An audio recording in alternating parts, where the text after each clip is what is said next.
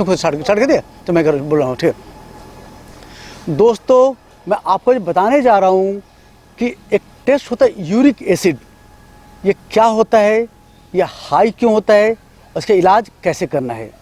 तो uric acid blood के अंदर जब भी हाई होता है तो इसे कई कॉम्प्लिकेशन करता है। तो पहले बताऊँ यूरिक एसिड होता क्या है। तो यूरिक एसिड एक केमिकल होता है जो ब्लड में प्यूरिन नाम के एक सब्सटेंस जब लीवर के अंदर मेटाबोलाइज होता है तो यूरिक एसिड जनरेट होता है। ये यूरिक एसिड फिर किडनी के थ्रू बॉडी के बाहर एक्सक्रीट होता है। तो जब भी कभी बॉडी में प्यूरिन मेटाबॉलिज्म ज़्यादा बढ़ेगी, प्यूरिन डिस्ट्रक्शन ज़्यादा होगा, तो यूरिक एसिड प्रोडक्शन ज़्यादा हो जाएगा। या किसी वजह से किडनी के अंदर यूरिक एसिड फिल्टर आउट करने की कैपेसिटी घट जाएगी, तभी ब्लड में यूरिक एसिड एक्यूमुलेट होगा। नॉर्मली यूरिक एसिड का नॉर्मल वैल्यू होता है इससे भी बिलो 7 mg। जब भी ब्लड में यूरिक एसिड बढ़ता है, स्पेशली जब मोर देन 9 होता है, तो यूरिक एसिड ये क्रिस्टल फॉर्म में डिपॉजिट होकर के बॉडी के अंदर जॉइंट में, किडनी में या अदर टिश्यू में नुकसान पहुंचाता है। मोस्ट कॉमनली जो हाई यूरिक एसिड होने से जॉइंट के अंदर डिपॉजिट हो जाता है। आपको फोटो दिखाता हूँ मैं आपको, ये ऐसा हो जाता है। देखिए, ये अगर आप इस फोटो देखेंगे आप ये फोटो देखेंगे इसमें आप तो ये स्पेशली अंगूठे के अंदर फर्स्ट टो में ये स्वेलिंग, रेडनेस, पेन होता है।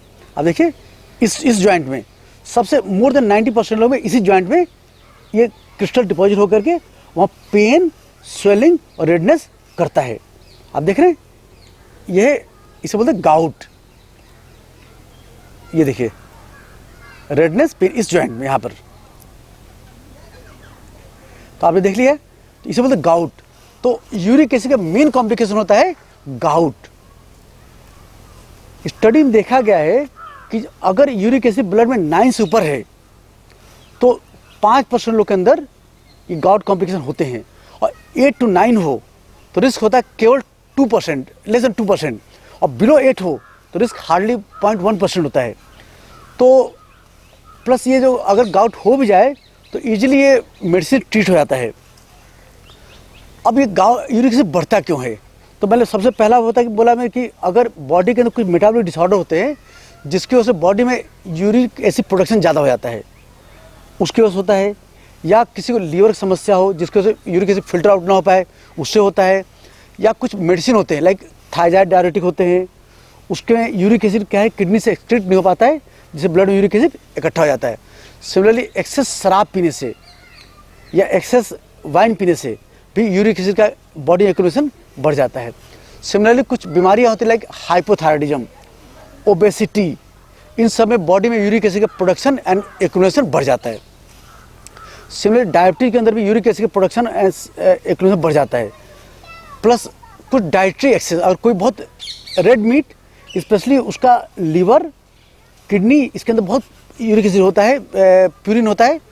तो अगर किसी रेड मीट का, स्पेशली अगर आप बीफ, पोर्क, हैम, इनका अगर आप लीवर खाएंगे या किडनी खाएंगे तो आपको यूरिक एसिड बढ़ने के चांस ज़्यादा हो जाएंगे। प्लस अगर बहुत फैटी फूड खाएंगे आप, उससे भी यूरिक एसिड चांस बढ़ जाता है। सिमिलरली अगर कोई बहुत फ्रक्टोज सिरप पीता है तो देखा कि जो फ्रक्टोज सिरप पीने से यूरिक एसिड का प्रोडक्शन बढ़ जाता है। अब बात करें कि ट्रीट कब करना है, तो गाइडलाइन साफ बोली है, और यूरिक एसिड कितना भी हो, अगर आपको एक बार गाउट अटैक नहीं हुआ है तो आपको मेडिसिन ज़रूरत नहीं है। ऐसे मान लो सब आपको यूरिक एसिड मोर देन 8 है, कोई अटैक नहीं हुआ है, तो आपको सिंपली डाइट कंट्रोल करना पड़ेगा, जो आगे बताऊंगा आपको मैं। अगर मोर देन 9 है तभी कि डाइट कंट्रोल करना पड़ेगा, और लेस देन 8 है तो दवा की जरूरत कभी नहीं पड़ती है। अब सवाल है कि अगर किसी को एक बार गाउट अटैक हो गया है या उसका यूरिक एसिड काफ़ी हाई है, 9 है, 9.5 है, 10 है, तो how to prevent gout attack. तो सबसे पहला लाइफस्टाइल में आप वेट कम करें। नंबर 2, पानी खूब पिएं।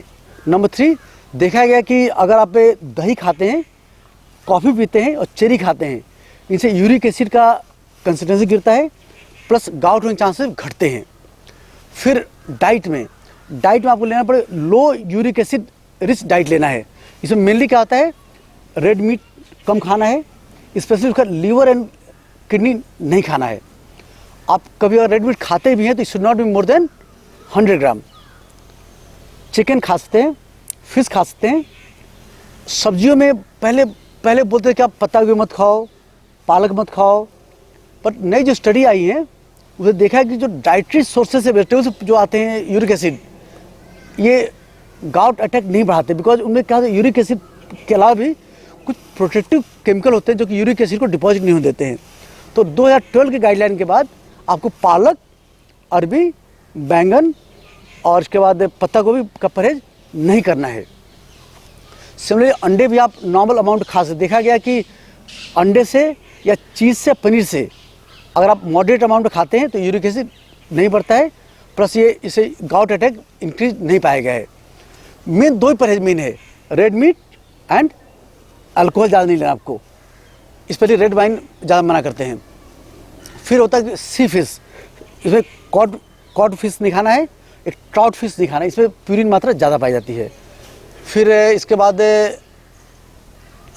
ड्रग्स अवॉइड करने हैं आपको, थायराइड डायरेक्ट ड्रग अवॉइड करने हैं, और वेट कम के अलावा खूब पानी पीना है, एक्सरसाइज करना है।